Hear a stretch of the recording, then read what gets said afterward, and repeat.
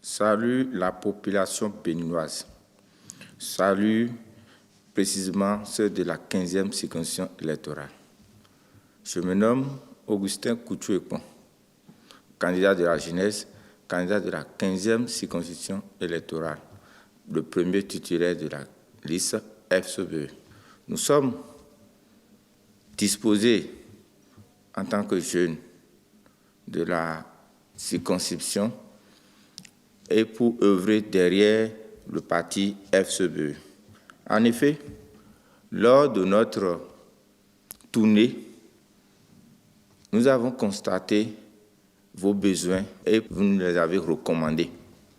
Nous avons pris acte et devant vous, nous avons fait des repartitions pour vous les proposer. En cela, pour que lorsque nous serons au perchoir, disons au Parlement, nous pouvons défendre votre cause, qui est la cause commune, qui est l'amélioration des conditions de vie.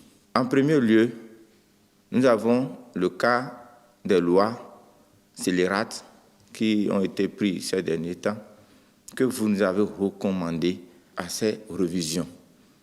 Nous avons été sollicités, par exemple, pour les lois cadres de 2014, qui est une loi scélérate qui divise ou qui ne met pas les trophées dans la participation citoyenne. Et de part et d'autre, il y a des remous sur cette loi.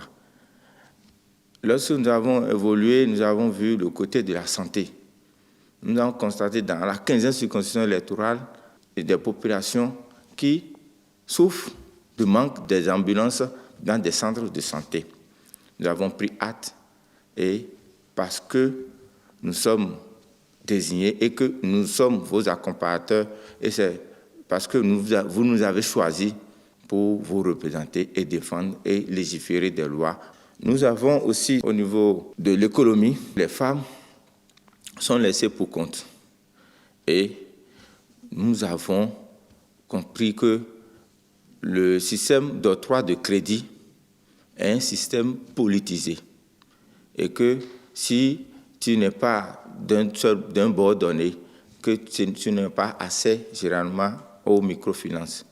Lorsqu'on aura accédé au Parlement, nous vous promettons que tout cela serait révisé, remis, pour que chaque population de la 15e circonscription soit impliquée.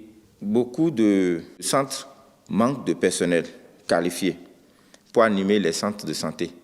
Nous avons promis avec vous pendant notre tournée que ce serait légiféré par une loi qui va corriger ces choses. Du domaine de l'éducation, vous nous avez aussi parlé du cas de l'AME, les aspirants au métier d'enseignant, qui est un nom qui n'est pas approprié aux exigences et à la déontologie du milieu éducatif. Nous avons vu cela important. Pour cela, il faut qu'on initie des lois pour prendre une loi pour revoir le mode de recrutement des enseignants. Et tous les enseignants seront appelés au même titre qui va les honorer. Nous vous promettons que par vos recommandations, nous allons corriger et améliorer le système éducatif. Nous avons aussi le système d'attribution de bourses universitaires. Nous avons compris finalement que c'est attribué de façon restreinte et la population, l'enfant du peuple est délaissé dans cette attribution.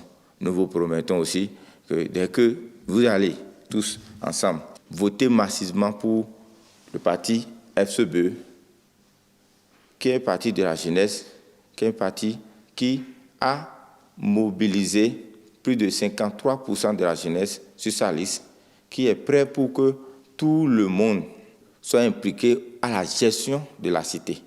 Donc, pour ça, tous ensemble, allons voter le 8 janvier 2023 le parti FCBE et permettre à toute la population de la 15e circonscription électorale de se retrouver et d'avoir ce qu'ils ont demandé, que tout cela soit revu, soit amélioré. Parce que dès qu'on serait au Parlement, nous vous promettons que ce que vous avez proposé lors de notre tournée serait exposé, analysé par un groupe au sein de notre parti, le groupe représenté par des juristes, des animateurs de la vie sociale, même jusqu'aux paysans qui vont initier des lois pour que le pays, notre pays, soit démocratiquement assis.